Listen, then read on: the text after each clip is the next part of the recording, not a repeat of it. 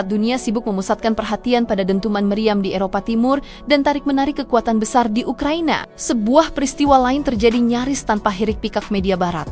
Tidak ada ledakan, tidak ada sirena, tidak ada pasukan yang bergerak, namun dampaknya berpotensi jauh lebih besar daripada perang bersenjata manapun. Di jantung kekuasaan Rusia, di balik tembok tebal Kremlin yang selama puluhan tahun menjadi simbol perlawanan terhadap dominasi Barat, Indonesia diam-diam mendarat membawa pesan yang akan mengguncang tatanan global lama. Kunjungan Presiden Prabowo Subianto ke Moskow pada Desember tahun 2025 bukanlah perjalanan diplomatik biasa, bukan sekadar foto bersama atau pernyataan pers yang penuh basa-basi. Ini adalah deklarasi posisi, sebuah sinyal keras bahwa Indonesia tidak lagi nyaman berada di bawah bayang-bayang satu kekuatan tunggal dunia. Bagi banyak pihak di Washington dan sekutunya, langkah ini terasa seperti pengkhianatan terhadap sistem yang selama puluhan tahun dianggap tak tergoyahkan. Sistem di mana dolar Amerika Serikat menjadi raja, teknologi barat menjadi standar, dan negara-negara berkembang dipaksa memilih antara patuh atau dikucilkan. Namun Indonesia datang ke Moskow bukan untuk meminta izin, melainkan untuk menunjukkan bahwa dunia telah berubah,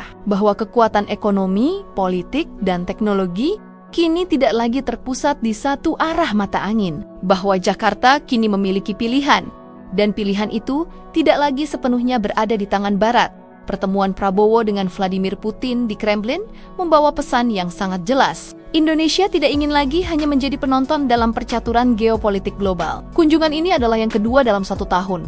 Sebuah intensitas yang jarang terjadi, dan hanya mungkin jika ada kepentingan strategis besar di baliknya. Media Rusia melaporkan bahwa pembahasan tidak hanya menyentuh isu diplomasi formal, tetapi masuk jauh ke jantung kerjasama ekonomi, energi, pertahanan, dan keuangan. Di tengah tekanan global yang semakin memanas, Indonesia justru mempercepat integrasinya dengan kekuatan non-barat, seolah ingin mengatakan bahwa era ketergantungan tunggal telah berakhir. Angka-angka perdagangan berbicara lebih keras daripada pidato. Dalam 9 bulan terakhir tahun 2025, nilai perdagangan bilateral Indonesia dan Rusia melonjak signifikan. Ini bukan pertumbuhan kosmetik, melainkan indikasi hubungan ekonomi yang mulai berfungsi secara nyata. Rusia secara terbuka menyatakan kesiapan mendukung ambisi Indonesia, sebuah pengakuan yang jarang diberikan kepada negara yang selama ini dianggap berada di pinggiran geopolitik global. Bagi Moskow, Indonesia bukan lagi sekadar mitra dagang, melainkan pilar penting dalam keseimbangan kekuatan baru di Asia Tenggara. Bagi Jakarta, ini adalah bukti bahwa tekanan dari satu kekuatan besar bisa diimbangi dengan membuka jalur alternatif. Namun kerjasama ini tidak berhenti pada angka ekspor dan impor. Di baliknya, ada proyek yang jauh lebih sensitif dan berisiko tinggi, yakni energi nuklir. Di tengah kebutuhan energi nasional yang terus melonjak, Indonesia menghadapi dilema besar. Ketergantungan pada energi fosil semakin mahal dan tidak berkelanjutan, sementara energi terbarukan belum mampu menopang kebutuhan industri dan populasi yang terus bertambah. Di titik inilah tawaran Rusia menjadi sangat strategis. Moskow menawarkan bantuan teknologi nuklir, termasuk pembangunan pembangkit listrik tenaga nuklir skala penuh dan pengembangan reaktor modular canggih. Bagi Indonesia, ini bukan sekadar proyek energi, melainkan lompatan teknologi yang dapat mengubah posisi nasional di peta dunia. Kerjasama nuklir dengan Rusia membawa implikasi politik yang sangat besar. Selama ini, teknologi energi tingkat tinggi seringkali disertai syarat politik yang mengikat, terutama jika datang dari Barat. Dengan memilih Rusia, Indonesia seolah mengatakan bahwa kepentingan nasional lebih penting daripada tekanan ideologis. Nilai investasi yang diperkirakan mencapai miliaran dolar bukan hanya angka di atas kertas, melainkan simbol keseriusan kedua negara. Lebih dari itu, transfer teknologi yang dijanjikan membuka peluang bagi Indonesia untuk membangun kemandirian energi jangka panjang, mengurangi ketergantungan, dan memperkuat posisi tawar dalam diplomasi internasional. Di sisi lain, kerjasama pertahanan kembali menjadi topik panas yang dibicarakan secara tertutup. Rusia secara konsisten menawarkan jet tempur siluman generasi kelima Sukhoi 57, sebuah sistem persenjataan yang selama ini sulit diakses Indonesia akibat tekanan sanksi dan politik global. Diskursus mengenai pengaktifan kembali kesepakatan yang sempat tertunda menjadi sinyal bahwa Indonesia mulai menata ulang strategi pertahanannya, bukan dengan tunduk pada ancaman sanksi, melainkan dengan diversifikasi mitra dan teknologi. Pesan yang dikirim sangat jelas. Kedaulatan wilayah tidak boleh bergantung pada izin satu negara atau satu blok kekuatan. Kerja sama militer ini mencakup lebih dari sekadar pembelian alutsista. Pertukaran personel, pelatihan intensif, dan penguatan sistem pertahanan menjadi bagian dari agenda besar membangun kekuatan militer yang disegani. Dengan memilih Rusia sebagai salah satu mitra utama, Indonesia berupaya menghindari monopoli teknologi militer barat yang kerap digunakan sebagai alat tekanan politik. Langkah ini bukan tanpa risiko.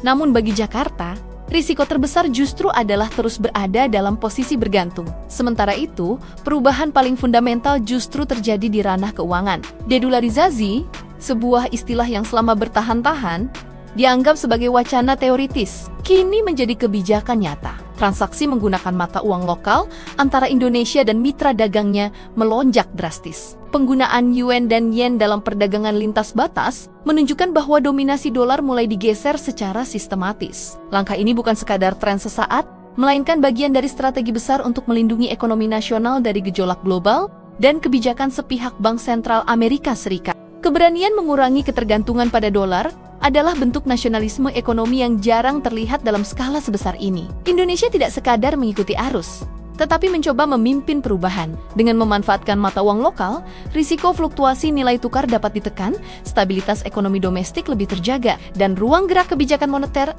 menjadi lebih luas. Di mata banyak negara berkembang, langkah Indonesia ini menjadi contoh bahwa kedaulatan moneter bukanlah utopia. Integrasi Indonesia ke dalam ekosistem ekonomi Eurasia semakin mempertegas arah baru ini. Negosiasi zona perdagangan bebas dengan Uni Ekonomi Eurasia membuka akses pasar yang sangat luas, sekaligus memperkuat posisi Indonesia dalam dunia yang semakin multipolar. Ini bukan hanya soal meningkatkan ekspor, tetapi tentang membangun pijakan geopolitik yang kokoh di luar orbit tradisional Barat. Dunia kini bergerak ke arah distribusi kekuasaan yang lebih merata, dan Indonesia tampaknya tidak ingin tertinggal. Keterlibatan aktif dalam dinamika BRICS semakin mengukuhkan posisi tersebut. Indonesia tidak datang sebagai pengikut, melainkan sebagai mitra yang diperhitungkan. Kemampuan menjaga keseimbangan hubungan dengan Rusia, China, dan Amerika Serikat menunjukkan kedewasaan diplomasi yang jarang dimiliki negara berkembang. Ini bukan soal memilih pihak, melainkan tentang mendefinisikan ulang aturan main global, di mana negara berkembang memiliki hak penuh menentukan mitra strategis tanpa harus meminta restu. Perjalanan Prabowo ke Moskow dan serangkaian kebijakan berani sepanjang 2025 pada akhirnya adalah pengumuman resmi bahwa Indonesia siap memainkan peran lebih besar. Dunia yang selama ini dikendalikan dari Washington dan Brussels mulai bergeser. Pusat pengambilan keputusan global tidak lagi tunggal, dan Jakarta mulai menempatkan dirinya di antara pusat-pusat kekuatan baru tersebut. Dengan memperkuat ketahanan pangan, mengamankan teknologi militer mutakhir, dan membangun kemandirian energi, Indonesia sedang menyusun fondasi sebagai negara besar yang tidak bisa lagi diabaikan. Namun setiap langkah besar selalu datang dengan risiko besar. Pilihan untuk mendekat ke Rusia dan mendorong dedolarisasi jelas akan memicu reaksi. Sanksi, tekanan diplomatik, dan kampanye opini publik bukanlah kemungkinan, melainkan konsekuensi yang hampir pasti. Pertanyaannya bukan lagi apakah Indonesia akan ditekan, tetapi seberapa siap Indonesia menghadapi tekanan itu. Apakah ekonomi nasional cukup kuat? Apakah diplomasi cukup luas?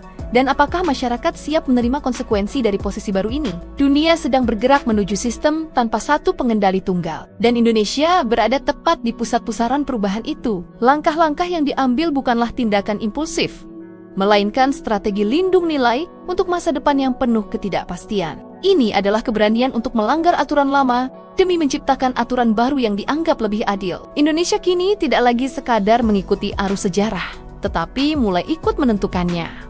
Pada akhirnya, pilihan ini akan diuji oleh waktu. Apakah langkah berani ini akan mengukuhkan kedaulatan bangsa, atau justru membuka babak baru penuh tekanan dan tantangan? Dunia tanpa dominasi tunggal Amerika Serikat bukanlah dunia yang otomatis lebih aman, tetapi bisa menjadi dunia yang lebih seimbang. Indonesia telah menarik garis tegas dalam pasir geopolitik global. Sekarang, seluruh dunia menunggu. Apakah garis itu akan menjadi fondasi kekuatan baru? Atau medan ujian terberat dalam sejarah modern bangsa ini?